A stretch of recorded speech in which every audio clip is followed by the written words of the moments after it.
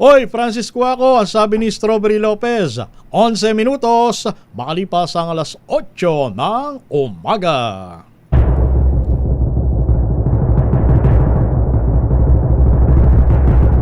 And the Golden Dove for Best Public Affairs Program Metro Manila goes to...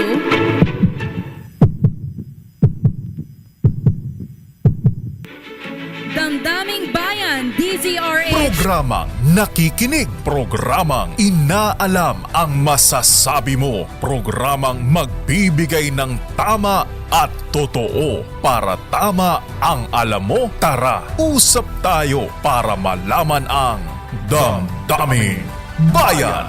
Live sa DZRH Radio, DZRH TV at DZRH Digital.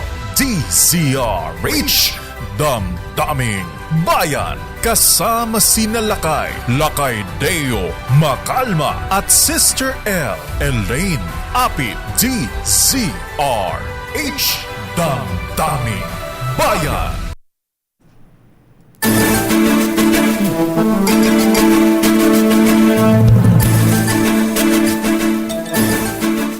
Magandang umaga, Luzon, Visayas at Mindanao. At syempre, huwag natin kalilimutan yung mga kababayan natin sa iba't ibang sulok ng mundo. Ngayon ay araw ng Biyernes.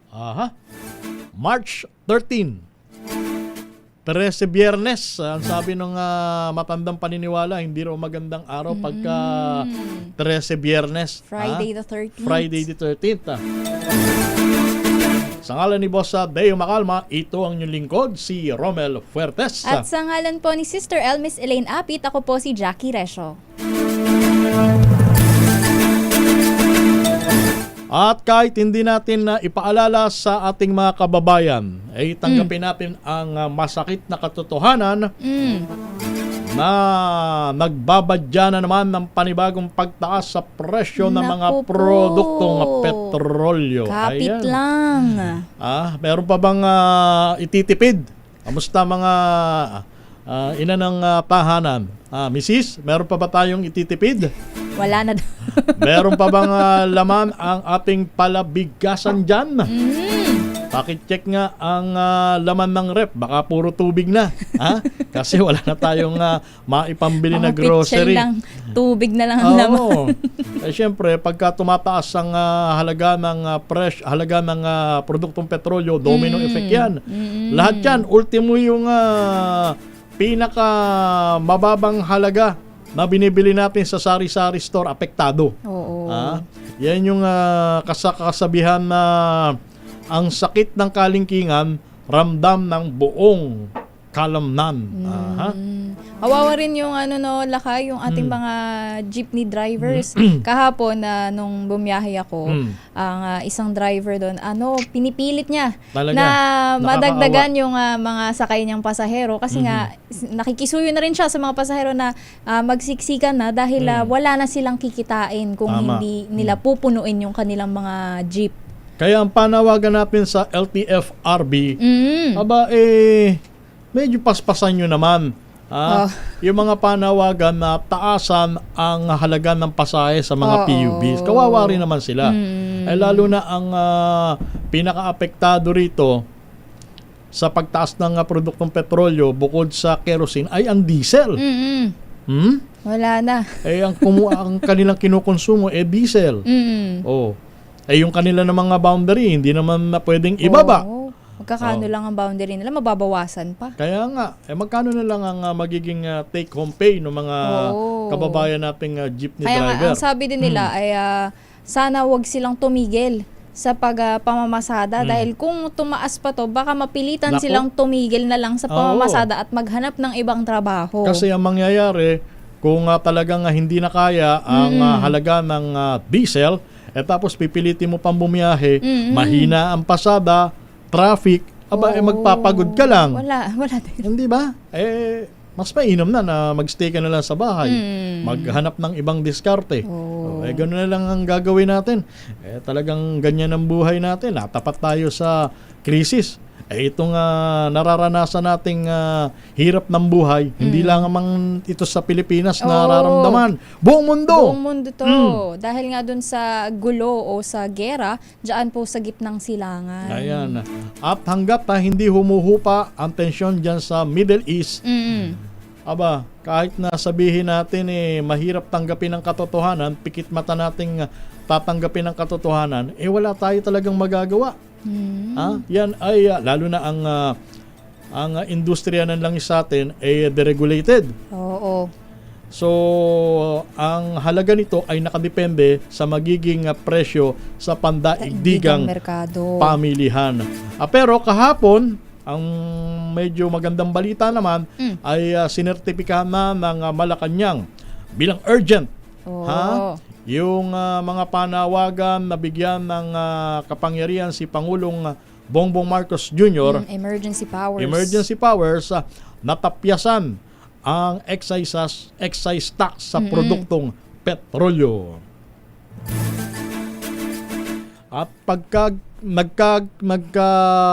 kahit papaano kapag nabawasan ang excise tax, kahit papaano mababawasan kahit papaano. Yung taas ng halaga ng krudo na dinidikta sa world market, pagdating dito sa atin, sa lokal na merkado, kahit papaano, hindi ganun kataas. Pero ang paglilinaw din, no, Lakay, medyo hindi siya agad mararamdaman. Kumbaga, kung mabababa o masususpend yung excise tax, hindi din siya ganun ka dali-dali na mararamdaman natin. Oo.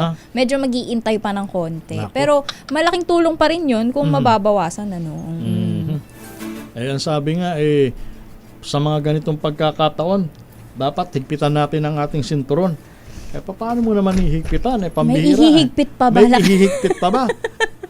Ang sinturon wala na sa bewang. Nasa leeg na. Naku po. So once na yan lalo mong inihigpitan, nasasakal ka. Naku po. Parang ka nagsusuicide. Parang diba? ba ang... Eto, dinadaan lang natin sa biro, pero yun ang totoo Hindi ba? Ito na yung realidad Ito na natin, yung reality realidad ng natin buhay Oo. Sige, magtitipid kami. Pero hanggang kailan? Asan din po yung aksyon ng ating government officials, Sana din makita nating mga ordinaryong mamamayan yung ginagawa ng ating gobyerno para maibsan din yung paghihigpit natin ng sinturon. Papasukin natin, Jackie, ang report ni Edniel Parosa sapagkat maraming empleyado ng gobyerno ang work from home. Hindi ba? Kaya sa huling araw ng work week, dahil sa krisis sa langis, alamin natin ang sitwasyon. Naroon sa Quezon City si Edniel Parosa. Edniel? Happy Friday the 30th. Magandang umaga, Romel at Jackie. Masasabi mo ba na Happy ba? Happy ba talaga, Edniel? Parang ang hirap pa tanggapin yung pagbati mo ng happy. Happy daw kasi may sweldo na. Pumasok na ba? Sabagay, sweldo nga pala ngayon, Edniel. Yun naman talaga yung intro ko dapat Alam nyo, nandito ako ngayon sa EDSA, itong pangunahing highway dito sa Metro Manila. Binabagit mo, Jackie, at 13, malapit na mag-15. Rush hour pa. Sa kalsada. Tapos Biyernes ngayon. Kapag pinagsama-sama mo yung salik na yan, usually, asahan mo, hindi mahulog ang karayom trapiko sa EDSA. Pero ngayon, kabaliktaran. Talaga, Jackie, sapagkat na-obserbahan natin malawag itong andar ng mga sakyan dito sa bahagi ng EDSA. Dinaybay ng DZRH2 itong southbound ng highway o ng EDSA mula Cubao hanggang sa Ortigas at mula sa Ortigas pa Makati. Ito mga binabagit kong key locations, mga business district itong Central Business District at mga pinapasukan o dinadagsa ng mga empleyado, lalo na kapag umaga. Pero mula pa lamang sa may Santolan Overpass, dyan sa may tapat ng Campo Crame, mabilis na uso ng mga motorista. Kapansit-pansit ding hindi puno o hindi nabubulunan ng sakyan itong Ortigas flyover sa kaliwa, papasok sa Pasig City. Kapag ganitong pagkakataon, bumper to bumper sa mga normal na oras. Gayon din, napakaluwag ng traffic sa crossing, dire-diretso sa kanto ng Boni Avenue hanggang sa may tulay ng Guadalupe. Nabatid na ngayong Biyernes, nagsimula na nga mag-implementa ng work from home setup. Ang ilang mga trabaho na sumunod sa 4-day work week ng mga tauhan naman ng gobyerno. Bahagi pa rin ito ng energy conservation efforts sa pamahalaan sa gitna ng krisis ng langis, dulot ng gulo sa Middle East. Binabanggit ng ating mga kasama sa private sector, welcome silang sumunod dito. Pati na rin sa obserbasyon natin ngayong umaga, nararamdaman na dito sa pangunahing highway sa Metro Manila. Laki, Romel. Sa madalit salita, May ako, lapitan. go ahead, Edniel. Lapitan ko lang taga MMJ Traffic Sector 5, sir. Magandang umaga. Dali, sir, po. Observation, sir, ngayong Friday, traffic so far. Maluwag na kayo, sir, eh. Maluwag po. Itong binabantayan nyo mula sa may Connecticut, White Plains hanggang sa may Bonnie. Yes, sir. Sector 5. Yung normal na Friday, parang, paano, ikukumpara mo sa ngayon, yung Friday ngayon. Maluwag kayo, sir. Dahil siguro to sa, sir. Siguro to sa mahal yung gasolina. Medyo kung kunti na lang yung mga sasakyan. Pangalan mo, sir? Yan po, Renato Casco, sir. Traffic Sector 5 na MMJ. Thank you, sir. Mga kasama natin dito sa traffic sector ng Metropolitan Manila Development Authority. Nakabantay at sila mismo ay nagsasabi na batay doon sa observation nila. Itong gitna ng EDSA na nakasasakop dito sa may business areas ng Ortigas at sa Makati ay maluwag ang daloy ng trapiko dahil sa napatid na 40 work week at work from home setup ng ating mga kababayan simula ngayong araw. Maging sila naninibago sa sitwasyon, Edniel, maging sila naninibago sa sitwasyon, ha? Oo, pero sabi nila sa akin, matitestingan lalo mamayang hapon. Yung rush hour na. Yung pangalawang rush hour at sabi nga ni Jackie, malapit na ang swell day ngayong weekend. Diyan matitesting ulit kung gaano yung epekto ng 4-day work week o work from home para sa maraming empleyado, private man o nasa public sector. Tama yung sinabi mo, Edniel, sa mga pangkaraniwang sitwasyon, pagka ganitong sumasapit ang sweldo, maagang i-release ang sweldo, tapos biyernes pa, yan ang araw ng gimmick, hindi ba? Oo, wala nang galawan yan. Oo, weekend pa yan. At tsaka yung mga uuwi rin sa isa pa yun. Ay syempre may exit sa EDSA papuntang NLEX halimbawa, papunta naman sa may Southern diyan sa may PITX. Matetesting yan mamayang hapon o hanggang gabi kung ano ba yung pinagkaiba nitong 4-day work week o work from home setup. Dahil tayo may mga kakilala rin tayo sa gobyerno, ang alam natin talagang ngayong araw, March 13, ay implemented na yung kanilang 4-day setup at work from home sa kanilang mga tanggapan. Okay, maraming salamat na Edniel Parrosa. Wala rito sa kahabaan ng EDSA. Ako si Edniel Parrosa, Laser H. Una sa Pilipinas, una sa Pilipino. Maraming salamat, Edniel Parrosa. At sa oras na alas 8:24 ng umaga, Jackie. Ating makakapanayam, Lakay, si Camody Floranda ng National President ng Piston. Alamin nga natin, kamusta na ba ang ating mga kababayang tsuper, ang ating mga jeepney drivers na ngayon na pinaka-apektado sa lahat dito sa ating oil crisis. Magandang umaga po, Camody. Good morning, Camody. Romel Fuertes at Jackie Resio. Magandang umaga po, Sir Romel at Jackie at siyempre sa ating mga taga-subaybay. Magandang umaga po sa lahat. Unang tanong ko, Camody, kaya pa ba ng sektor ng transportasyon?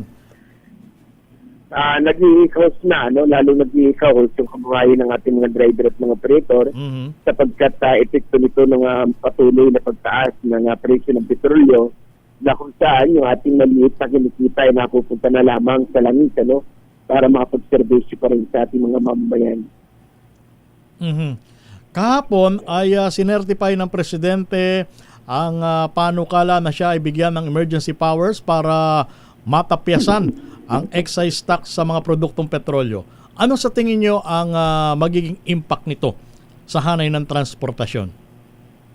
At sa bahagi po natin ay tingin natin ay hindi na kailangan humingi ng emergency power si Pangulong Bongbong Marcos sa Kongreso at Senado sapagkat mayroon siyang mandato, pwede siya maglabas, kadyat, na isang executive order na isuspindi ang implementation ng excise tax at saka ng VAT. Dahil kung emergency power, matagal pa pagdidibatihan pa yan sa Kongreso at Senado, ang kailangan po natin ay yung immediate na tugon ng pamahalaan kaugnay nga dito sa nagaganap na krisis sa usapin po ng mga produktong petrolyo. Kaya hindi natin makita na bakit emergency power. Pwede naman po niyang gawin. Hindi, nandun na nga po tayo, Kamodi. Once na matapiasan ang excise tax sa produktong petrolyo, ano magiging pakinabang nito sa hanay ng transportasyon? At sa bahagi po natin, hindi lamang sa transportasyon, kapag tinanggal po natin yung 6 pesos per liter sa ilalim ng sales tax at 7 na piso sa presyo po ng VAT, halos sa 15 pesos po yung may babalik sa ating mga driver at operator. Alam naman natin na kapag natapyasan ng 15 pesos per liter yan, ang epekto din po niyan ay hindi lamang sa mga driver at operator, kundi sa ating mga mamamayan, sapagkat may pagbaba ng mga bilihin at kahit pa paano ay makakaagapay yung maliit na sahod ng ating mga magagawa, makakaagapay yung ating maliit na kinikita. Kaya sa atin, sa bahagi po na ang panawagan namin kay Bongbong Marcos na talagang tanggalin yung mataas na buwis sa produktong petrolyo. Ito naman ay nilatag din natin noong nakarang araw nang tayo po ay dumalo sa hearing sa Senado na kung saan ay ginano talaga natin. Dahil sa Senado ang pinag-uusapan naman ay yung sales tax. Sabi ko ay hindi lang dapat i-sales tax ang pinag-uusapan ng Senado, kundi pati po yung VAT, sapagkat mula po ng mga pinatupad yan ay nagdulot po ng pahirap, hindi lamang po sa ng mga driver operator, kundi sa mga mamamayan. Jackie? Yung usapin naman ho ng subsidy, no, Kamodi, kamusta po ba? Kasi ang alam ko, ang DSWD, tama ba kay Romel, ay lalabas din ng fuel subsidy para po sa ating mga kababayan sa sektor ng transportasyon. Kamusta po ba? May natanggap? 5,000 pesos kada may natanggap na po ba? At jeepney driver. ano po ang inyong reaksyon tungkol po dito? At sa atin ay nararapat naman talaga na maglabas talaga sila ng subsidy. Pero ang isang pinakataanan lang po natin ay alam natin yung mga dinadaanan natin noong paman, na kapag may subsidy ang gobyerno, ay hindi naman lahat na talaga nabibigyan. Kahit yung mga pagkakad nila hanggang sa ngayon, hanggang sa ngayon, ay maraming card na hindi naman talaga nagkalaman sa panahon ng kanilang programa. Kaya sa atin ay ang sinasabi po natin sa kanila, sa gobyerno, na hindi kailangan ng sektor ng transportasyon yung papatsi-patsing solusyon. Kundi dapat magkaroon talaga ng massive na solusyon ng gobyerno kung paano may egsahan yung patuloy na pagbilusog ng kabuhayan ng mga driver, hindi lamang ng mga driver, kundi ng ating mga mamamayan. Kaya itong 5,000 na sinasabi po ng gobyerno, sa isang tingin makakatulong. Kaya pagkatinginan po natin, halos 3 weeks lamang na ikukonsume din ng ating mga driver. At ang sinasabi natin, nag-isip sila ng 5,000, pero tuloy-tuloy naman natataas yung presyo ng petrolyo, lalamunin din lang siya at ibabalik din lamang sa mga oil company. Dako naman tayo Kamodi doon sa panukala na pagtaas ng pamasahe. Ano po ba ang ang development doon na Kamodi? Ang sabi ko kanina dapat paspasan ng LTFRB ang desisyon Magkakaiba po sila ng mga pahayag. Ang pahayag ng DOTR ng mga kanyang by April pa nila pag-aaralan yung usapin po ng increase sa pamasahe. Nako. At ganoon din, kaya sabi nga natin, ay kapag yung mga maliliit ang humihingi ng dagdag kita, ay dumadaan po sa butas ng karayom. Pero pag yung mga malalaki, mga negosyante na humihingi ng tulong sa gobyerno, ay ang kabilis-bilis po sa loob po ng maghapon ay nagkakaroon na po ng solusyon. Kaya ang usapin po ng dagdag kita ay karapatan po ng ating mga driver at mga operator.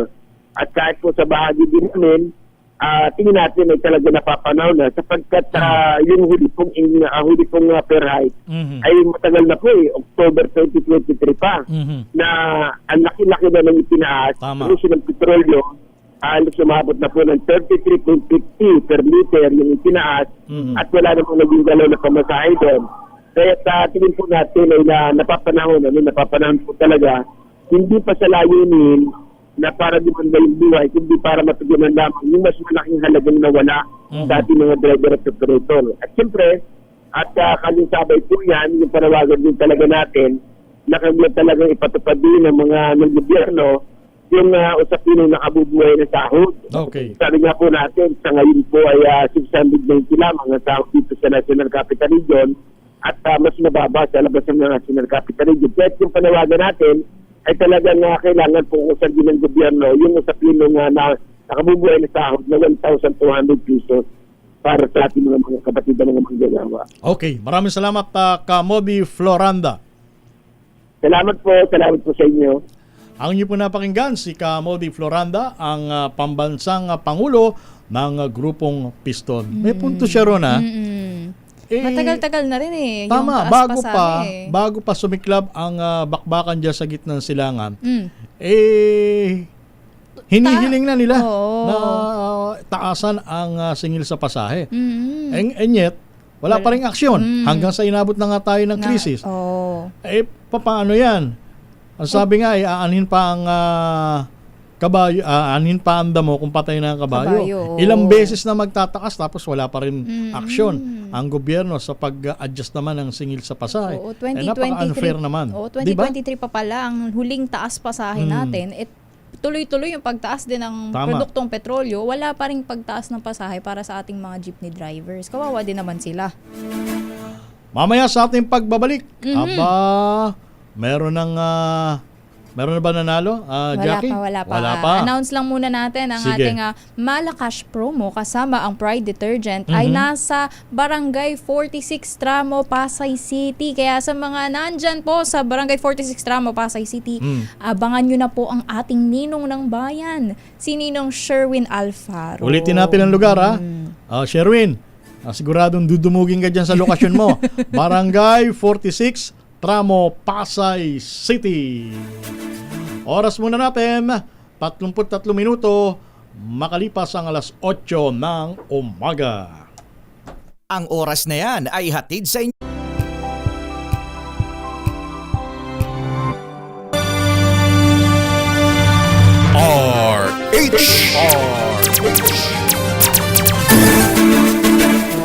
Balik tayo sa inyong programa, ang Damdaming Bayan. Minus muna si Boss Deo Macalma. Ito ang inyong lingkod, si Romel Fuertes. At sa ngalan po ni Sister L, Miss Elaine Apit, ako po si Jackie Resho. Jackie, may nanalo na ba sa promo? Ito nga ang ating Malakash promo kasama ang Pride Detergent ay nasa Barangay 46 Tramo, Pasay City. Pero bago yan, alamin muna natin ang ating Word of the Day.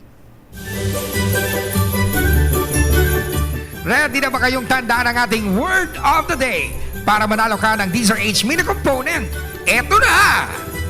At ito na nga ang ating Word of the Day ay revenge, Lakay Romel. Sa Tagalog, paghihiganti. Cebuano, panimalos. Panimalos. Yun, Ayan. ang konteksto kung bakit revenge. Dahil ang Iranian leader ay nangako na maghihigante at patuloy na isasara ang mga oil shipping route. Ayan. Dahil nga sa gulo dyan sa gitnang silangan.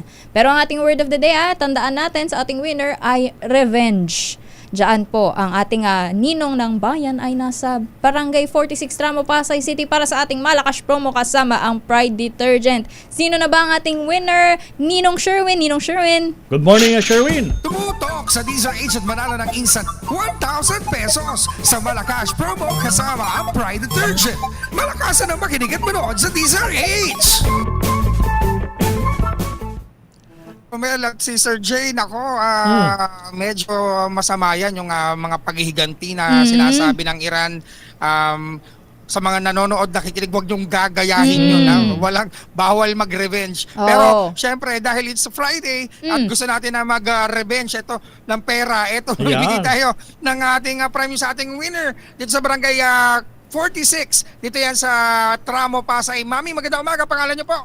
Marites Coria po. Good morning po sa inyong lahat. Si Mami si Nanay Marites. Yan, si Mami Marites.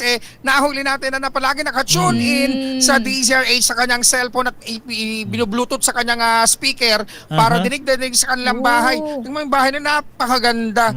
Napakarami ng alagang mga isda. Ano ang ginagawa ni Nanay habang nanonood at nakikinig ng DZRH nung Ayan, matsyempuan mo? nagpapakain sila ng mga isda na sapsap na iba-ibang kulay. Oh. Diyan na rin ba kayo kumuha ng pang-ulam? Hindi po. Ang Akala liit ko, pa, eh, no? Ninong Sherwin, nahuli mo si nanay na nakikimarites eh. Hindi, nandun siya sa kanilang bahay dahil nagpe-prepare maglalaba. At Ay, nag-aabang ng tama sabon. pala, Sakto no? pala. Saktong-sakto Opo. kay nanay ang ating premyo. Go ahead, Ninong Sherwin. Oo, mami, dahil palagi ka nakatune in sa DZRH, sinong paborito mong announcer sa DZRH tuwing umaga? Siyempre po si Sir Deo Macalma, Ayun. sila Anthony Taberna, Jerry Baha, and Angelo Palmon. Ayun. Ay, naku, dahil paborito mong mga announcers ng DZRH, ito meron kang 1,000 pieces. Thank you po. Oh, at kapag nakuha mo pa ang ating word of the day, mapapasya din yung ating medium component. Revenge po. Revenge. Revenge! Ayun. Yan ang mga ating medium component hatid sa atin ng Astron, ang official radio set partner ng DZRH, Alagang Astron, Alagang Maasahan. At syempre meron din kayong grocery bag. Yan, hindi na kayo kailangan magpunta ng grocery. Meron na kayong grocery galing sa ACS at sa DZRH. At ang pinakamalaki, pinakabago, pinakamabango na inyong inaabangan na gagamitin sa paglalaba mamaya. Ito na ang Pride with Fabric Conditioner, Korean Strawberry Bloom Detergent Powder with Stain Away Formula. 2 kilo yan kahit gano'ng karaming labahan mo yan. And speaking of labahan din nyo nalalabhan, isusuot nyo ng 2 taon ng walang hubaran ang pinakabago na pinakamagandang disenyo ng DZRH t-shirt na minomodelo ng kapitbahay nyong bagets. Ayun. At meron pa. Meron pa, habang ha? naglalaba, pwede kang pumapak ng sweet corn snack. Hatid sa atin ng Regal Foods International Incorporated ni Kuyang Richard. Ano masasabi niyo, Mami? Thank you so much po, DZRH. Kasi sabi niya kanina, Romel, matagal niya na pangarap yung radyo. Opo, nung ko pa inaabangan, sabi ko sana makapasyal naman po dito sa lugar namin. Ayun. Si Mami ba, Sherwin? At yun nga Si po, Mami ito ba? Na, meron na ako. Thank you so much po. Apo. Si Nanay ba, Sherwin, ay empleyado pa o retirado Hindi na? na po. Ah. Ano na lang po, housewife. Saan po kayo dati nagtatrabaho, Nanay? Saan po daw kayo nagtatrabaho dati? Dati po sa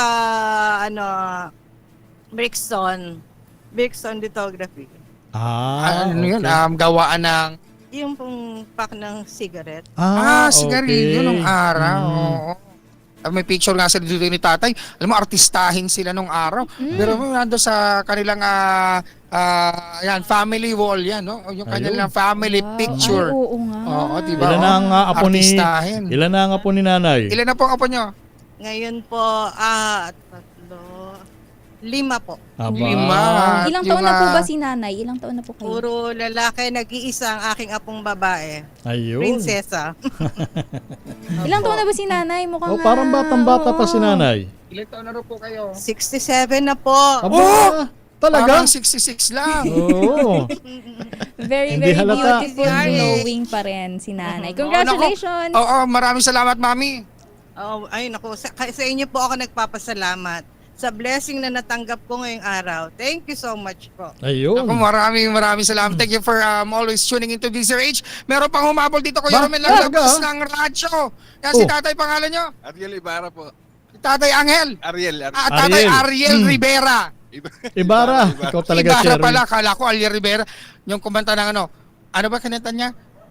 Sana kahit minsan. Diba? Natawa pa ako. Oo. Good morning po. Palagi kayo nakatune in sa DZRH. Opo. Sino po paborito yung announcer sa DZRH? Maybe na one day. Maybe na DZRH. Ito meron kang 1,000 pieces. Ayun. Very much sa DCRH Congratulations! at sa mga anchor ng DCRH. Ako, Ayun. maraming salamat din sa inyong pag-tune in sa DZRH mo palagi. At sa mga nais manalo ng 1,000 pesos na agad dumutok sa DZRH, baka na sa sunod dating minutes sa DZRH, Mala Cash Promo kasama ang Pride Detergent RH number 6, Sherwin Bata Alfaro DZRH, una sa Pilipinas, una sa Pilipino. Maraming salamat, Sherwin Alfaro. Oras muna natin, Jackie. Ang ating pong oras, 8:50 ng umaga.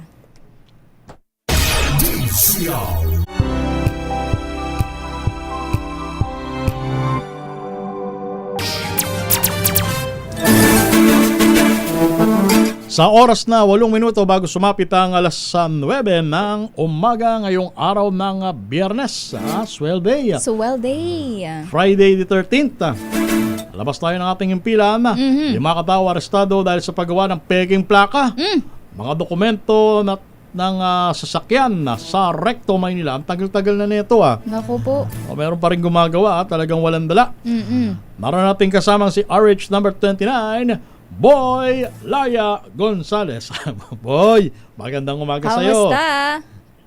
Laki Ronel na Jackie, arestado ang 5 individual sa ikinasang traffic operation ng Criminal Investigation and Detection Group ng PNP CIDG sa kaban ng Clara Mirecto Avenue sa Manila kaugnay sa umano'y paggawa, pagbebenta at na-peking dokumento ng Land Transportation Office o LTO. Pinangunahan ng CIDG Anti-Organized Crime Unit sa ilalim ni Lieutenant Colonel Dominic Pobete ang operasyon matapos makatanggap ng intelligence report hinggil sa illegal na paggawa at bentahan ng peking plaka at driver sa license sa lugar. Sa koordinasyon ng LTO Law Enforcement Service, nahuli umano sa aktong gumagawa at nagbebenta ng peking motor vehicle plaka at may mga falsified na LTO document ang mga suspect na samsam sa operasyon ng ilang peking plaka, mga counterfeit driver's license, peking official receipt at ang marked money na ginamit sa entrapment. Ayon sa CIDG, ang napangit na operasyon bahagi ng pinaigting na kampanya laban sa document falsification na iniutos ni CIDG Director Police Major General Robert Alexander Morico II. Maaaring maharap ang mga suspect sa kasong paglabag sa Republic Act 41360 ang Land Transportation and Traffic Code, Republic Act 11235 o Motorcycle Crime Prevention Act at iba pang mga provision ng revised penal code kaugnay sa falsification of public documents. Sinabi pa ng CIDG na ang benta ng peking plaque lisensya ay nagdudulot ng banta sa seguridad sa kalsada dahil maaari itong gamitin upang maitago ang pagkakilanlan ng mga sangkot sa krimen. Patuloy naman ang investigasyon ng mga otoridad upang matukoy kung may iba pang kasabwat ang mga na-arresto suspect sa illegal na operasyon. Ito si Boy Gonzales para sa DCRQ na sa Pilipinas, una sa Pilipino. Maraming salamat, Boy Gonzales. Samantala, isa ang patay, isa ang sugatan sa insidente ng pamamaril sa isang birthday party diyan sa Batangas. Alamin natin ang detalye sa report ng RH30, Eric Dastas. Eric? Miss Jackie, doon na-reveal nga sa ospital ang biktima si alias Park, 23 anyos, samantalang sugatan naman ang kasama nito na si alias Jomari, 21 anyos matapos pagbabarilin sa barangay Pulang Bato, San Juan, Batangas. Ay sa investigasyon ng San Juan Municipal Police Station, nagiinuman ang mga biktima at ang mga suspect sa isang birthday party na magkaroon ng mainitang pagtatalo. Ang mga ito na nauwi sa pamamaril. Bigla na lang anyan bumunot ng di pa matukoy na kalibre ng baril ang mga suspect na nauwi sa pagkasawi ni Mark at ikasugat naman ni Joe Marie. Patuloy na tinutugis ng mga kapulisan ng San Juan ang mga suspect na sinasabing sugatan din ang isa sa mga ito na nakilala si alias John John at ang itong si alias Junior naman na kasamang tumakas matapos ang insidente. Ito si Eric Dastas para sa DCRH, una sa Pilipinas, una sa Pilipino. maraming salamat, Eric Dastas. Samantala, labas pa rin tayo ng Metro Manila. Yun daw pong presyo ng palay sa lalawigan ng Nueva Ecija. Aba, tumaas. Ano ba ito, Grace Ansano? Good news ba to para sa mga magsasaka? O baka good news lang ito sa mga trader o yung mga middleman? Grace Ansano, Grace. Yes, Romel, maganda ang pakiramdam at masaya ang maraming mga magsasaka dito sa bahagi ng Nueva Ecija. Ito'y dahil nananatili ang presyo ngayon sa mataas na halaga. Sa katunayan, ang hakot, ibig sabihin ng hakot, kukunin ito ng buyer sa halagang 27 to 27.50 at personal na pick-upin ng mga buyer sa mga bukid. At sa dry naman, maganda ang presyo. Ayon nga, dito kay Danilo Bolos, pumapalo na sa 33 pesos hanggang 33.50 ang presyo ng bagong ani. At kung ito ay bibilad pa o dry, mas mahal ito. Kaya lamang, sabi naman ng ating mga nakausap na pumupunta sa palengkeng consumers, ang mga end users na tinatawag, na tayong mga customer na bumibili sa mga palengke, at mga bigasan ay tatamaan naman ng mataas na presyo. Dahil, Romel, times 2, kung binili ang palay sa halagang 27.50 sa wet, ito ay ita-times mo sa 2. Kaya, kung ito ay nasa mga pamilihang bayan na, papalo na ng nasa 50 pesos hanggang 60 pesos ang presyo ng bigas. Bagay na matinding papasanin ngayon ng ating mga mamimili. Lalo pat, nasa gitna nga tayo ng crisis na nangyayari sa mataas na presyo ng petrolyo. Sa isang banda, Manang Grace, sa isang banda, good news nga yan sa mga magsasaka sapagkat yung palay nila bibilhin sa mas mataas na halaga. Ang bad news lang, tulad ng binanggit mo, pagdating na sa merkado, hindi na maiiwasan na patawan ng mas dagdag na presyo. Tama ka dahil sa paggiling pa lang ay may adding cost yan. Then pag yan ay itatransport na, dadalhin na sa mga pamilihang bayan, dagdag na naman yan. Kaya ang suma total niyan, tayong mga consumer na bumibili, kumakain ng bigas, ang magpapasan nito. Okay, maraming salamat, Grace. Yan ang ating update. Ito, si RH25, Grace Vera Sansano. Una sa Pilipinas, una sa Pilipino. Alam mo, Jackie, asahan na natin na kahit yung halaga ng mga pagkain, inaasahang gagalaw yan. Lahat na yan lakay, dahil lang krudo, lahat gumagamit halos Pati nga ang kuryente, magtataas din lakay, Romel.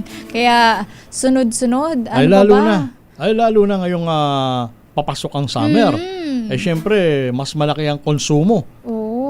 Bawat pamilya. Oo, yung iba nga kung may aircon, magdamag ang aircon. At ang electric pan, nakakailang electric pan ang naka-on sa isang bahay, no? Kaya kawawa rin ng ating mga nanay, paano ibabudget yung mga sweldo, yung kung paano nga ibabudget, pati yung sa pagkain, yaya nga ng report ni Ma'am Grace na yung palay, baka nga tumaas, yung bigas, baka tumaas pa dahil yung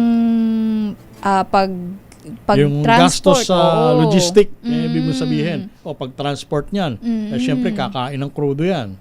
Magkano? So lahat na tayo, di na no rice na, no rice. Kawawa rin naman nating mga magsasaka kung hindi tayo bibili ng bigas, no? Kaya, ayan, sana tis-tis. At sa tuwing katulad yan, nalalapit ang Semana Santa, syempre marami ang magsisiuwian sa mga lalawigan. Usually, pagka Semana Santa, talagang tumataas ang halaga ng krudo.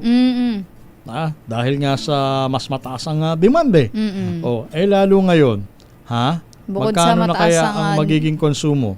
Yun Pambira, hindi ko na ma-imagine na kung magkano ang kasi kung, magiging halaga ng produktong petrolyo pag sapit ng panahon ng Semana Santa. Oo, kasi ang huling mga nakita ko na kay Romel, parang pumapalo na sa 90 yung ibang sa mga ibang gasolinahan So, magkano pa yan kung magtataas pa ulit? Aabot na ng 100. Sa tingin ko, marami ang nag-iisip at nagdadalawang isip kung sila ay magpapalipas ng Semana Santa sa mga lalawigan.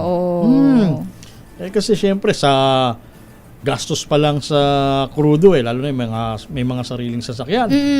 Sa gastos pa lang sa crudo talaga namang mapapakamot ka ng ulo. Plus yung toll fee pa. Oo nga, may toll pa nga pala. Na? Talagang hindi biro yung inaabot natin, ha? Bueno, labas tayo ng himpilan ulit. Makinig tayo ng balita mula sa mataas na kapulungan ng Kongreso. Pagbagsak ng presyo ng sibuyas. Dahil sa sobra at wala sa timing na importasyon. Ito pa isa. Ang tagal-tagal ng problema nito Yung sobrang importasyon. Hindi ba?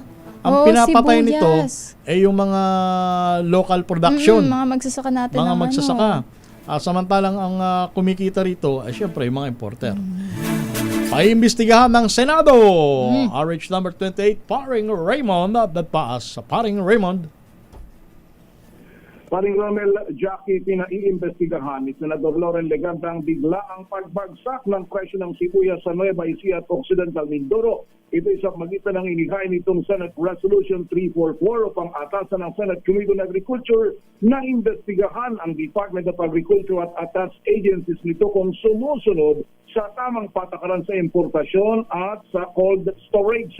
Mula sa presyong 120 hanggang 150 pesos per kilo noong Enero 2026 ay biglang bumagsak sa 30 hanggang 40 pesos kada kilo. Dahil dito ay nasa bingit ng pagkalugi ang marami sa ating mga magsasaka, ngunit nananatiling mataas ang presyo nito sa Metro Manila. Binigyang din ni Legardo na lalo pang nagpalala sa krisis ang maling timing ng pagdating ng imported na sibuyas, ang pagkapuno ng mga cold storage at ang mga kahina-hinalang shipment sa Bulacan. Layunin din ng resolution ni Legardo na panagutin ang mga nasa likod ng talamak na illegal na impormasyon at ang patuloy na paghahari ng kartel sa sibuyas. Panahon na upang buwagin ang monopolyo sa mga cold storage facilities at import permits. Nagtataka ang senador na may pumasok pang 4,000 metric tons ng imported na sibuyas sa panahon ng anihan. Nagbabala rin si Legarda sa mga illegal na imported na sibuyas mula China na nadiskubre sa Bulacan na hindi nakatala sa opisyal na record ng Bureau of Plant Industry o BPI. Ito si RH20, Raymond Advaz para sa DPRH, una sa Pilipinas, una sa Pilipino. Paring Raymond, taon-taon na lang, paring Raymond, obviously, ganyan ang problema ng mga magsisibuyas. Yung pagpasok ng malaking volume ng sibuyas sa ibang bansa. Talaga bang tali ang kamay ng gobyerno o papaano? Kami naguguluhan, yung ibang ating marami sa mga kababayan natin ang nagtatanong, bakit tila hindi yata nahuhubaran ng maskara kung sino ang nasa likod nitong importasyon na ito? Mga lakay kasi yung taon-taon din may nababalitaan tayo na nagtatapon ng mga inaning sibuyas. Bakit parang taon-taon na ganun yung nangyayari sa atin? Hindi ba yun? And yet, parang wala tayong nakikita solusyon. Parang Raymond. Yun na nga, alam mo bang kahit saan ka magpunta ngayon sa dito sa labas ng Metro Manila, nagkalat yung mga naka-red bag. Red bag kung tawagin, yung mga pinaglalagyan ng sibuyas. Kamumura. Murang-mura ang bentahan. Ayan, ako. Pero kung pupunta ka sa palengke sa Metro Manila, ang mamahal. Ang tinanong ko yung mga nagtitinda ng mga nakasupot-supot na ito, ay galing daw sa India. Yung mga produkto nila, hindi galing sa lokal. Ang pagkakaiba, paring Raymond, ang pagkakaiba nung binabanggit mong imported na sibuyas, mas malalaki yan, hindi ba? Mas malalaki? Tama ba, paring Raymond? Oo, yung merong malalaki. Pero talagang yung sila mismo nagsasabi, yung mga nagtitinda na hindi yan local dahil makikita din naman talaga natin. Tama. Na yung mga puno paggaling sa Nueva Ecija, makikita mo yung bagong putol, yung fresh na dahon nito. May dahon pa, may tangkay pa. Ito talagang itong alam natin na ilang buwan na itong inani. Pero yun na nga, talagang pagkakabanggit ni Senador Loren doon sa kanyang resolution, meron pa rin umiiral na kartel sa sibuyas. Nako. At ang problema ay iiral ba ang kartel kung walang kasabwat? Siyempre. Diba? Yun na nga. Kasi bago sila makapag-import, paring Romer, kailangan ng import permit. Ang daming requirements. Agencies naman na nagbibigay nito. Kaya, yun nga yung sinasabi lagi, paring Romer at saka Jackie, na hindi naman totally mali ang importasyon. Kaya lang, i-timing ito sa panahon na walang sibuyas sa atin, at limitahan lang yung volume. Hindi yung nangyayari ngayon na basta kung gusto mo, kung gaano kadami mo gustong i-import, ganun-ganun na lang. Kumbaga sa madalit salita, paring Raymond, ilagay natin sa tama. Ayun, yun na nga. Hindi yung gaya nito, mag-aanihan na, may pumapasok. Sabay naman papasok. Ay, sus, Mariosep. Kaya talo yung ating mga kababayan na mga magsisibuyas sa panahon na ito, paring Romel at Jack. Okay. Maraming salamat, paring Raymond Dadpaas. Balik sa inyo, paring Romel at Jackie. Tulad nga nung binanggit mo kanina, nakakaawa yung mga magsasaka ng sibuyas pagka talagang bagsak na bagsak ang presyo ng kanilang yung produkto. nagkasabay-sabay yung ani nila at yung mga in-import nating mga produkto, yung mga sibuyas. Walang ibang nagiging choice yung ibang magsasaka kundi itapon na lang. Tinatapon na nga Kaysa lang nila mabulok. lakay. Kaya, ayun, ano ba, sino na ba ang ating dapat tawagan ng pansin sa ating gobyerno, no? Ang ating DA ba? Ang ating Bureau of Plans, may mga kasing requirements niyan na dapat striktong nasusunod. Ang problema, pagka nagkaayusan na, ayun na, naabuso na yung permiso sa pag-aangkat ng iba pang agricultural products. Sa oras na 8 minuto, makalipas ang alas 9 ng umaga. Tanggap pa tayo ng report, Jackie? Sa linya na ba natin si Manang Milky? Si Miss Giselle po muna ang nasa nakatambay. Yun daw pong si Orly Goteza ay pinalulutang ng NBI kasi sabi kahapon ni dating Congressman Mike Defensor. Nandito Andito lang sa Pilipinas. Kung inyo po matatandaan, itong si Orly Goteza na nagpakilalang security aid ni dating Congressman Zaldico, siya yung unang nag-expose ng mali-malitang pera na allegedly tawag basura at pinamigay sa mga opisyal ng gobyerno umano na galing sa flood control scandal. Balita mo yan. Ano nang update? RH number 15, Giselle Ricafort. Giselle. Lakay Romel, hinimok ng National Bureau of Investigation dating security aid Orly Goteza na magpakita sa kagawaran.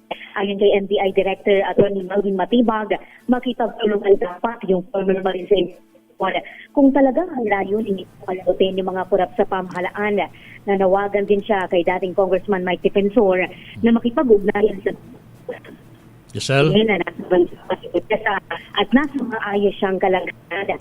Nangako siya na uusigin at ipatawag ng NBI yung mga inaakusahan at ng 18 nagpakilalang dating Marine kung may malinaw na mga batayan.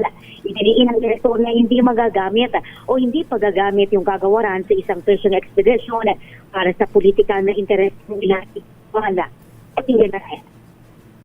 Mas maigi pa po pala si Congressman Mike Defensor at alam niya kung nasaan si Sergeant Goteza.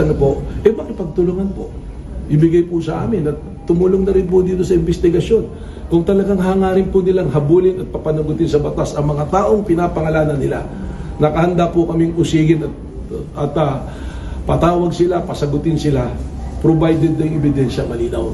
Ang NBI po, hindi po kami magagamit para sa isang fishing expedition para doon sa mga political reasons or ano pa pong dahilan ng sino bang pong kakao. Giselle.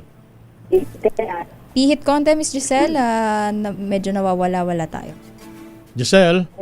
Matatandaan, Lakay Romel, matatandaan sa kanyang ibig at hindi na Ay, nako. Martin Romualdez sa flood control scandal. Nag-deliver po siya ng pera sa pareho at ni ano ba nangyari sa linya medyo natin? Nawawala-wala. Giselle, isa pa nga. Giselle. Ako, nawala na ng tuluyan sa linya si ating birthday Giselle, girl pa naman, no? Ngayon ba ang birthday ni March Giselle? 25. Advance happy birthday, Giselle Ricafort. Balikan natin mamaya. Makakabalik ba si Giselle? Inaayos pa ang ating linya. Babalikan Sige, in the natin meantime, pasok muna tayo ng ating mga hanap buhay. Oras natin, alas 9:12 ng umaga. This time check is brought to you RH.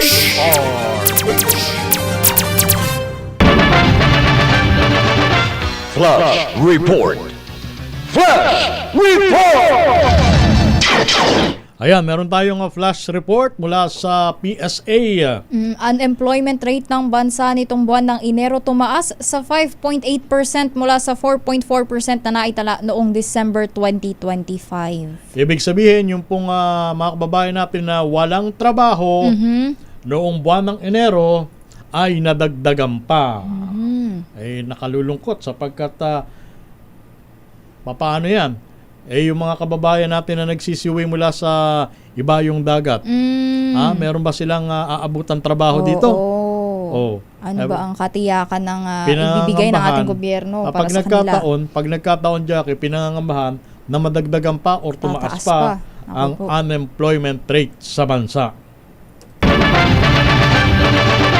Flash Report. Flash Report! Balikan natin si Giselle Ricafort. Giselle. Lakay doon sa report natin kay Gutesa, matatandaan niya na sa kanyang affidavit, idinawit niya si dating House Speaker Martin Romualdez sa flood control scandal. Nag-deliver umano siya ng maletang basura o pera sa parehong mga bahay ni Naco at Romualdez.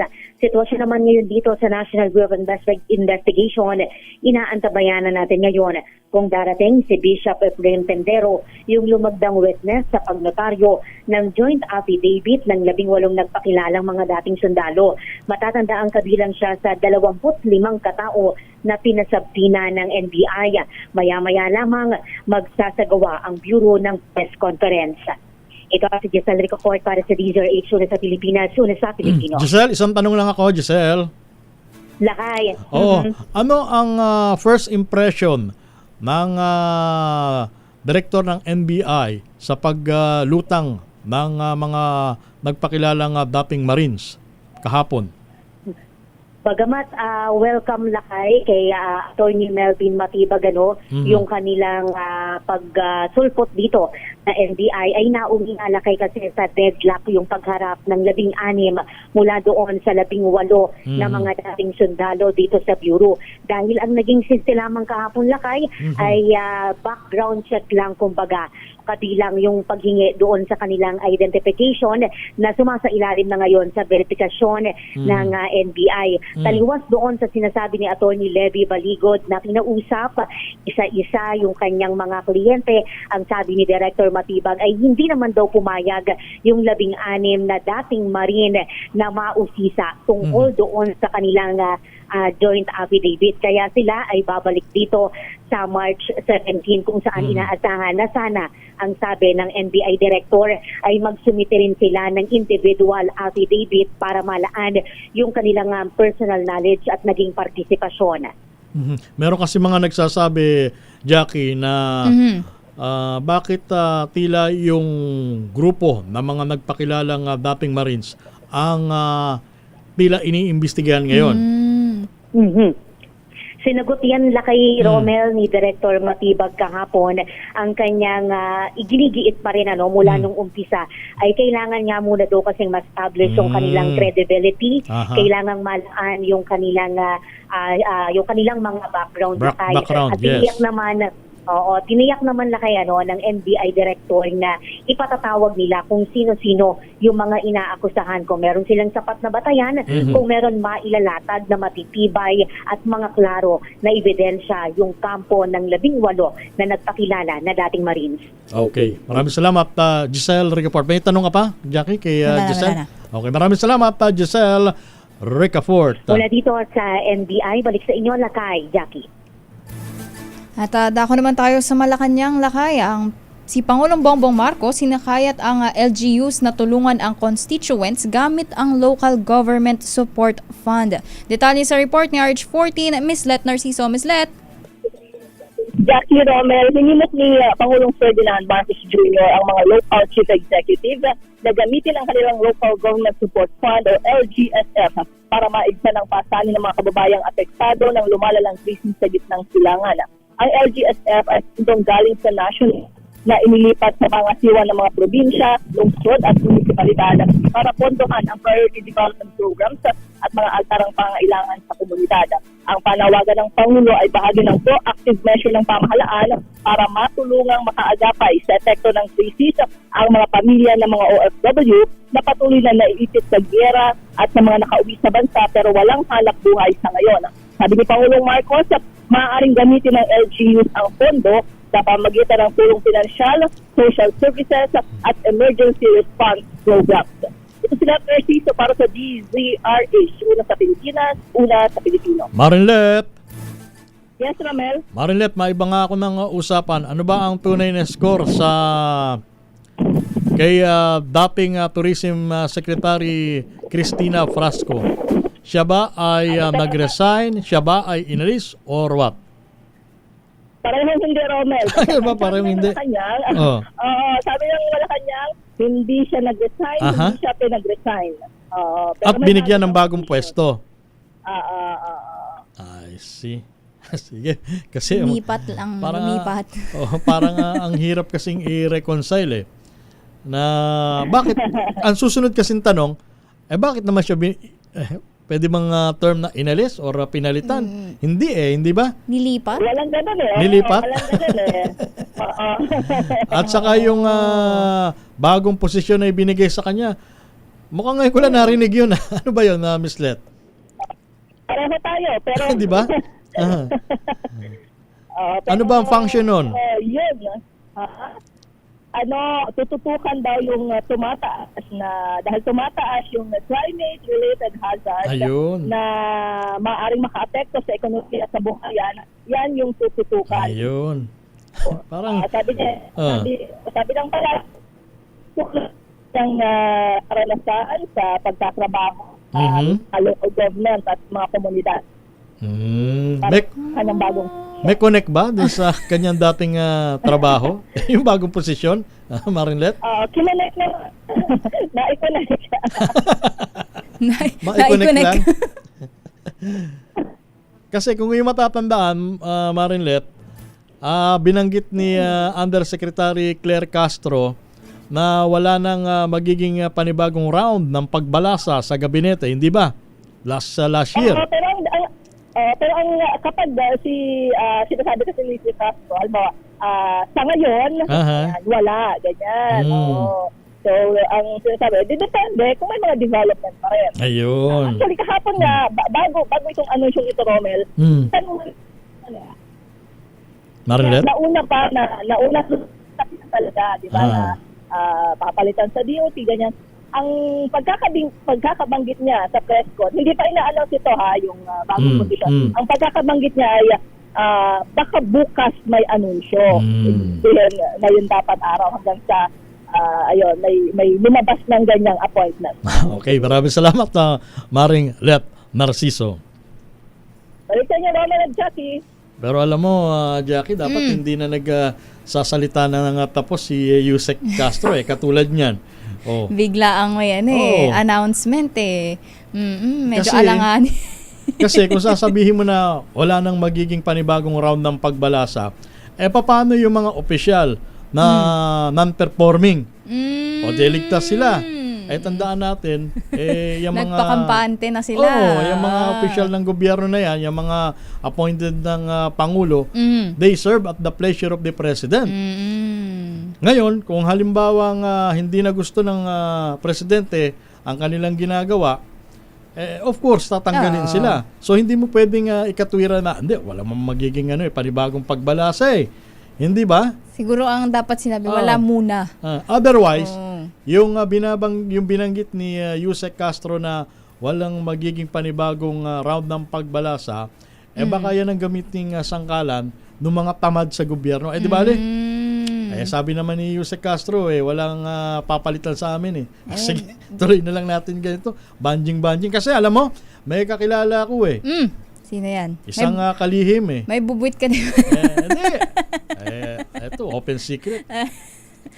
Mayroong isang kalihim dyan ng departamento. Sandamakmak na reklamo dahil hindi nga nagtatrabaho ng gusto. Yet, nandiyan pa rin sa gabinete. Nakasuhan na. May kaso. Okay, kilala ka. Sabi, pasyal pa ng pasyal. Sino ba yan? Samantalang napaka-crucial ng pwesto na ibinigay sa kanya. Yung kanyang hinahandle na Oo, departamento. Medyo departamento. kailangan din natin yan. Abangan natin na. Ganun ba kalakas si Secretary kay Presidente?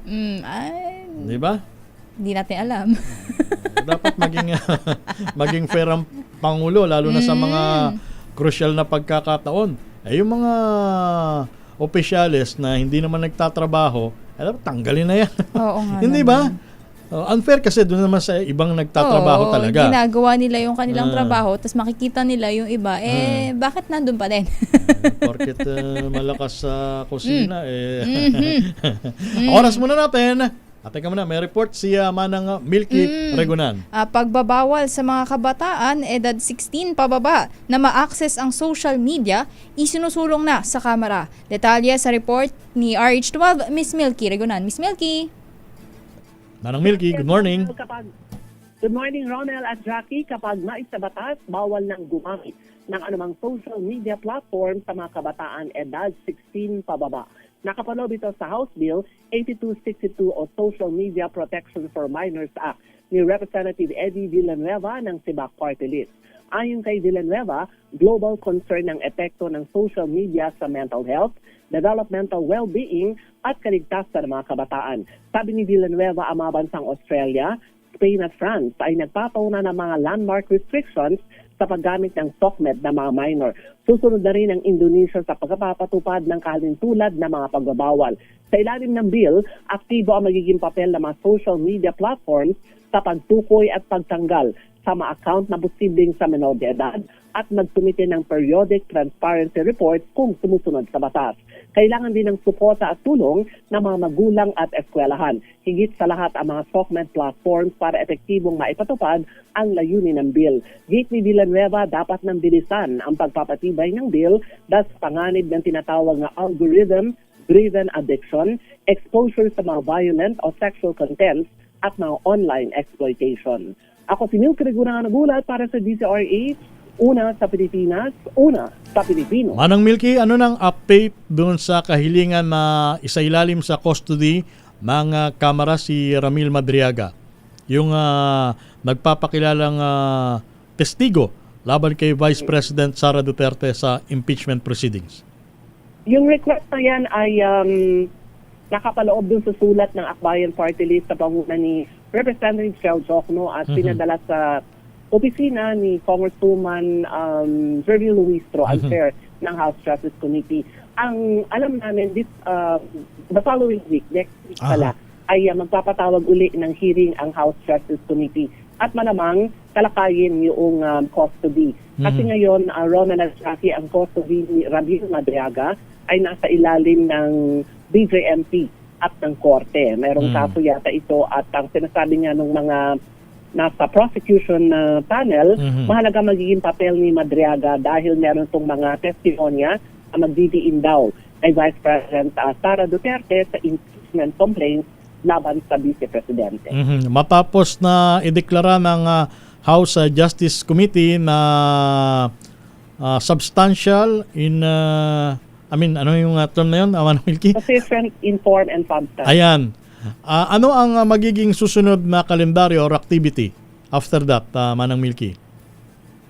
Ang magiging susunod na gagawin ng House Justice Committee, maghihiring uli sila para alamin kung sufficient in form and substance yung dalawang impeachment complaint para maisulong doon sa Senado. Ito ay bibigay sila ng committee report sa plenaryo at pagtitibayin to ng plenary kapag nakakuha ng 1/3 vote, pupunta na ito sa Senate para magsilbi namang Senate Impeachment Court ang mataas na kapulungan. Hindi ba't binigyan ng ilang araw na palugit si pangalawang Pangulo Duterte para sumagot? Oo nga pala, 10 days yung ibinigay sa kanyang palugit. Oo, at kung yung nagkakamali, mga last week, pinadala sa kanyang opisina sa Mandaluyong City yung napakaraming papeles, indikasyon na dapat humarap siya. Pero sabi nga ni Congresswoman Jervie Luistro, hindi naman daw siya kumbaga ay pipilitin kung ayaw niyang humarap sa impeachment proceedings ng Kamara. Kung sa bagay, pwede namang humarap yung kanyang mga abogado. yung kanyang mga abogado na sinabi na yata kung sino-sino ang mga ito. Pero ang sabi nga ay baka naman daw kung gusto niya marinig ang kanyang panig kasi matagal na rin na hinihintay ang kanyang side doon sa mga alegasyon laban sa Vice Presidente. Ang sabi ng mga nasa House Committee on Justice, yung forum na ito sa pagdinig ng komite ang magandang forum para magpaliwanag ang Vice President. So mahaba-habang proseso pa matapos na ideklarang sufficient in substance yung impeachment complaint, Manang Milky. Oo, mahaba pang proseso. Mag-hearing huli ang Justice Committee at isusumiti yung kanilang committee report sa plenaryo. Pwede pa nga mabaligtad yung resulta ng sufficiency in form and substance base sa magiging botohan ng 1/3 vote ng mga mambabatas. Pero kung papasa ito, diretso na sa Senado na siyang magsisilbi naman na impeachment court. In the meantime, balik muna tayo sa tunay na problema ng bansa, Manang Milky. Hindi ba? Oo. Presyo ng produktong petrolyo. Dito muna tayo sa produktong petrolyo. Maraming salamat, Manang Milky Regonan. Magandang umaga, Romel at Jackie. Ako si New Karigunan Nagulat para sa DCRH. Una sa Pilipinas, una sa Pilipino.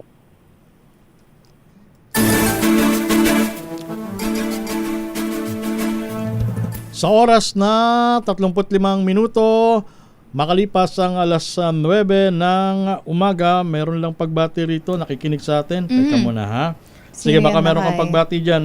Babatiin ko lang ang aking mga magulang, si Papa Roel Resio at ang aking nanay na si Fermilin Resio. Ayan, nanonood. Good morning po. Good morning po. Ang sabi ni Kamar Urbano dito sa Kapitolyo ng Bulacan, Monday to Thursday, 8 a.m. to 5 p.m. ang pasok ng mga empleyado. Pag Friday naman, work from home naman sila. Ayan ang sabi ni Mar Urbano. At magandang umaga sa mga kababayan natin dyan sa probinsya ng Bulacan. Good morning, Governor Daniel Fernando. Jackie, meron ka pa? Ayun, wala na akong masyadong ito ang ating mga nagko-comment sa ating YouTube live. Si Ate Teresita Atienza, ayan, suki na yan dito sa Damdaming Bayan. Kaya, ayan, yung ating, sino pa ba ito? Nawala yung ating comment section. Ayan, si Melvin Letrodo, magandang umaga. At kaya... Sige, Jackie, kaya mo yan. Nawawala kasi ang ating mga comments na tumataas siya bigla. Ayan. Sige, ito muna. Magandang umaga, magandang hapon pala sa Amerika. Sapagkat nanonood at nakikinig, Huwebes doon, si Francis Kiko Calado, dati natin kasama yan, nanonood sa afternoon. Mula sa Las Vegas, Nevada. Ang sabi niya, ang regular gas sa US ay pumapatak ng $4.45 per gallon. $4? $4.45 per gallon. Per gallon, ha? Good morning, Francis Kiko Calado. Ayan, yung ating iba pa nating mga nagko-comment dito sa ating YouTube, si Virgilio Sakdalan, kay Regina Flores, magandang umaga sa inyo at maraming salamat po sa pagtutok dito sa ating programang Damdaming Bayan. Marami pa tayong tatalakayin pero ang oras natin alas 9:38 ng umaga.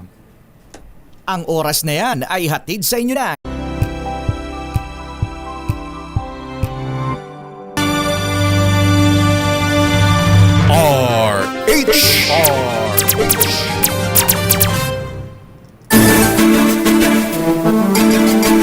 Balik tayo sa programang Damdaming Bayan. Sa ngalan ni Boss Deo Macalma, ito ang inyong lingkod si Romel Fuertes. At sa ngalan po ni Sister L, Miss Elaine Apit, ako po si Jackie Resio. Meron na lamang tayong 15 minutos bago sumapit ang alas 10 ng umaga ngayon pong araw ng Biyernes, ika-13 sa buwan ng Marso. Happy birthday muna! Happy birthday kay Police Colonel Reynante Cabico, ang Chief of Staff ng Police Regional Office number 11. Oy, congratulations at happy birthday! Ang pagbati ay mula kay Apo Els Bartolome at kay Tapping PNP Chief General Nick Bartolome. Yan. Good morning, sir. At congratulations din kay Kuyang Brigadier General Hansel Marantan sa kanyang bagong appointment bilang Regional Director ng PRO 4A sa Calabarzon. At kay Brigadier General Kenneth Paul Lucas bilang Direktor naman ng PNP Special Action Force at kay Brigadier General Jesse Tamayaw bilang Acting Director ng PNP Highway Patrol Group. Congratulations sa tampagbati ay mula kay USEC General Charles Calima, Batang San Miguel, Kuya James Brillantes at Brigadier General Romeo Ver. Jackie? Ayan ang ating sa mga nakatutok sa Facebook Live. Magandang umaga po kay Miss Regina Antonio Lacito, kay Anthony Aberenica, kay Don Lomibaw at kay Joyce Venus Ramirez Acacio. Maging si She Roque, magandang umaga nandyan sa may Caloocan City. Nakikinig sa atin at si Clarita Madlang Bayan. Ayan, magandang umaga po sa ating mga nakatutok sa ating Facebook Live. Pinapatawagan ko si Secretary Laguesman ng Department of Labor, Jackie. Bakit lakay? Baka naman, Secretary, pinag-uusapan nyo na dyan sa departamento ang posibleng adjustment naman sa sweldo ng mga manggagawa. Kasi lahat na nga, sabi nga nila lakay, no? Lahat na ay nagtaas. Yung sweldo na lang. Kayo mga nasa tripartite panel ay mga regional wage boards. Baka naman na ikinukonsider nyo na magkaroon ng pagbabago or i-adjust ang minimum na sahod ng mga manggagawa. Kasi yung mga nasa minimum wage ang ating hindi, mga... yung nasa middle. Nasa middle class. Ramdam na yung epekto nitong patuloy na pagtaas ng presyo ng mga produktong petrolyo. What more? Yung mga nasa ibaba pa. Oo, tama lakay. Paano naman sila? At lahat na lang. Nga nila, no, pag nagtaas ang petrolyo, tataas lahat. Sana kasama din yung sweldo. At happy birthday kay retired General Jerry Samudio. Happy birthday, sir. At sa ating dati nating kasama kay Tita Fe Banta, happy birthday. At sa kasama nating si Melvin Donato, birthday mo pala ngayon, Happy birthday. Happy birthday, Melvin Donato ng DZRH. Yan dapat pala ang tawagan ng Radio Bakenemen. Tech. Wala ba tayo dyan? Hindi, may kusayan si Melvin. At binabati naman ni Sally Bondok Pangkito, ang secretary ni Boss Junic Daw ng happy birthday, si Nora Parungaw Medina ng Arayat, Pampanga, at belated happy birthday kay Cora Pineda Radovan ng Arayat, Pampanga. Ayan sa ating mga may humahabol na mga nagko-comment dito sa ating Facebook Live, no, lakay. Si Raul Destasamento, magandang umaga, at kay Ria Aguinaldo, maging sa ating YouTube Live. Ayan, dumadami na yung nagko-comment. Si Rodel Torres, magandang umaga. Good morning sa inyong dalawa. Always listening po sa inyong regular listener po dito po sa Perth, Western Australia. From magandang umaga daw sa kanyang pamilya from Rodel Torres. Ayan, always listening sa DZRH. Ayan, from Australia. Lakay, umabot na ng Australia ang ating mga listeners. Ayan. Standby, Don Carlos. Oras natin, meron na lamang tayong 10 minuto bago sumapit ang alas 10 ng umaga. DZRH.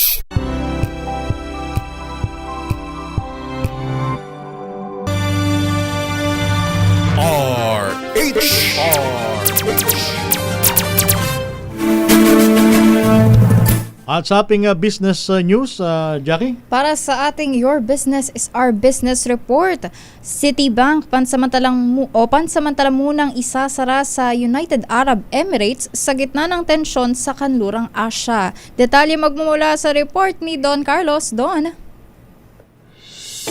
Pansamantala munang isasara ng Citibank ang kanilang mga branch sa United Arab Emirates bukas sa gitna ng tensyon sa kanlurang Asya. Ayon sa kanilang website, marami na sa kanilang tauhan ang nagsimulang mag-uwian sa kanilang bahay. Pero paglilinaw ng bangko, magiging hybrid muna ang kanilang setup hanggang March 16 para hindi maantala ang anumang transaksyon. Mananatili rin bukas ang isang branch ng Citibank sa Mall of the Emirates sa Central Dubai. Bukod dito, pansamantala ring isasara ang HSBC, isang major global bank sa Qatar para masiguro ang kaligtasan ng kanilang tauhan. Sa iba pang balita, nagsara ang palitan ng piso kontra dolyar kahapon sa halagang 59 pesos at 38 centavos kada US dollar. At yan ang balita sa mundo ng negosyo. Your business is our business. Ito si Don Carlos ng DZRH. Una sa Pilipinas, una sa Pilipino. Maraming salamat, Don Carlos, para sa iyong business report. Magkano nga uli ang palitan ng dolyar laban sa piso? Oo, kahapon lakay, nagsara ang dolyar 59 and 38.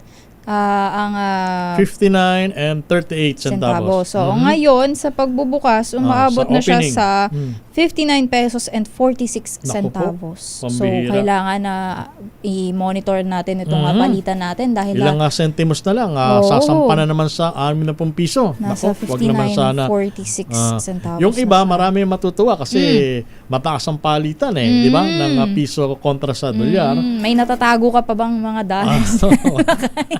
Pero at the end of the day, doon natin marirealize na hindi yan maganda para sa ekonomiya ng Pilipinas. Para sa atin. Sa ating mga, siguro sa ating mga OFW, medyo kahit papano, makakabawi. Magandang pero, balita yan. Sa atin, dito sa ekonomiya natin, medyo hindi siya maganda. Na umabot pa ng, ika nga natin senior. Uy, nakikinig. Teka muna. Eto, nakikinig pala mga taga-Campo Crame, ha? PNP Chief General Nartate, sir. Magandang umaga. Good morning po. At sa kanyang number 2 man, PNP Deputy Chief for Administration, Lieutenant General Bernard Banak. Ayan, General Banak, sir. Magandang umaga. At happy wedding anniversary kay Colonel Charles Castillo ng Philippine Army. Ayan, meron pa pagbati. Ang aking lolo't lola, binabati ko, nanonood din daw. Ang aking lola Gloria Pambid at si Enrique Pambid. Good morning. Good morning din kay Kuya Peter Alejandra. Magandang umaga sa iyo, Kuya Peter, ha? At kay pati yung mga taga-lalawigan ng Laguna pala naka-tune in sa atin ngayon sa pangunguna ng kanilang Governor Sol Aragones at sa kanyang mga staff na si Danny Lucas, Donald Castro. Ayan, magandang umaga sa inyo at good morning kay Kuyang Eric Dastas. At meron ka atang public service announcement. Ito muna. Teka muna. Ito, importante ito. Ipinapaalam po sa mga kaibigan, kakilala at kamag-anak na pumanaw na po kahapon si Attorney Renato Rene Sarmiento. Ayan, kapatid po yan ni Mayor Zeni Sarmiento Mendoza ng Talisay, Batangas. Nakaburol ngayon si Attorney Rene Sarmiento sa kanilang ancestral home sa Barangay Kiling, Talisay, Batangas. Ang libing ay sa March 17, araw po ng Martes, matapos ang gagawing misa 1:00 ng hapon. Ang aming pong taus-pusong pakikiramay.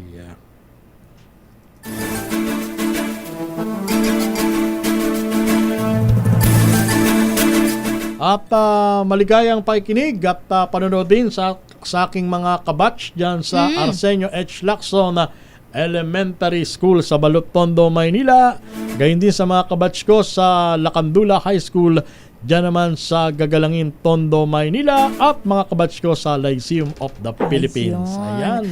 Aking mga kabatch. Sige, magbabati din ako ng aking mga kabatch dyan po sa Polytechnic University of the Philippines Laboratory High School at sa Polytechnic University of the Philippines College of Communication. Ayan, magandang umaga. At ang oras natin, eksakto impunto 10:00 ng umaga. Maraming salamat sa lahat po ng mga nanood at nakinig sa programang Damdaming Bayan. Sa ngalan po nila kay Boss Deo Macalma, ito ang inyong lingkod, si Romel Fuertes. At sa ngalan po ni Sister L, Miss Elaine Apit, ako po si Jackie Resho. At susunod na programa ni Miss May Binauan. This time check is brought to you by